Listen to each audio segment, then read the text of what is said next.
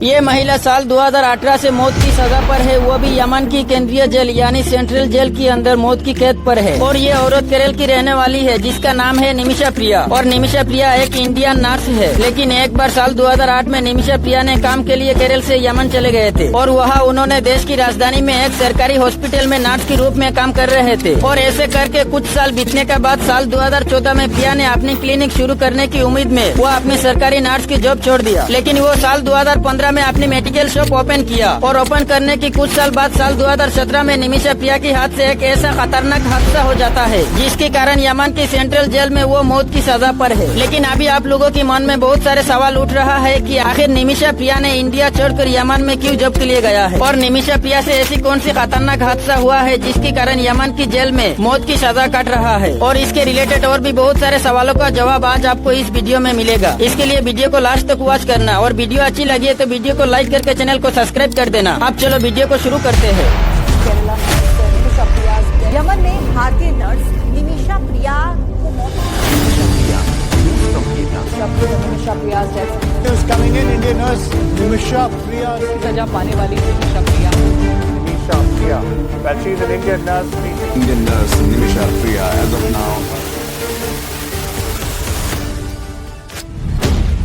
ये लड़की केरला की पलक्कड़ डिस्ट्रिक्ट के कोलंगड़ गांव में बड़ी हुई है और इनका नाम है निमिषा प्रिया। निमिषा प्रिया अपने स्कूल में पढ़ाई में बहुत ही अच्छा था, लेकिन उनकी फाइनेंशियली बहुत ही खराब था, जिसके कारण उधर की एक चर्च ने उनकी मदद किया और निमिषा को अपनी नर्सिंग कोर्स कंप्लीट करने का मौका मिला। निमिषा प्रिया ने केरल में नर्सिंग रूप में काम नहीं कर सकी क्योंकि उन्होंने नर्सिंग कोर्स की पढ़ाई शुरू करने से पहले अपनी स्कूल छोड़ने का एग्जाम पास नहीं की थी। और ऐसे ही कुछ साल बाद साल 2008 में प्रिया काम के लिए केरल से यमन चली गई और वहाँ उन्होंने देश की राजधानी सना में एक सरकारी अस्पताल में नर्सिंग के रूप में काम करी थी। और कुछ साल बाद साल 2014 में उन्होंने वहाँ की नर्सिंग की जॉब छोड़ दिया क्योंकि उनको वहाँ पर एक क्लिनिक शुरू करना है। लेकिन यमन के नियम के अनुसार प्रिया को यमन की एक बिजनेसमैन को पार्टनरशिप में रखना है और प्रिया ने पार्टनरशिप के लिए यमन की तलाल अब्दू मेहदी को अपने बिजनेस पार्टनर में रखा है। उनकी एक कपड़े की दुकान थी और साल 2015 की शुरुआत में निमिषा ने एक मेडिकल क्लिनिक शुरू किया जिसका नाम है अल अमान। और ये सब कुछ खर्चा उठाया अपने पति से उधार लेकर। लेकिन अब शुरू होता है प्रिया की बेड लक कहानी।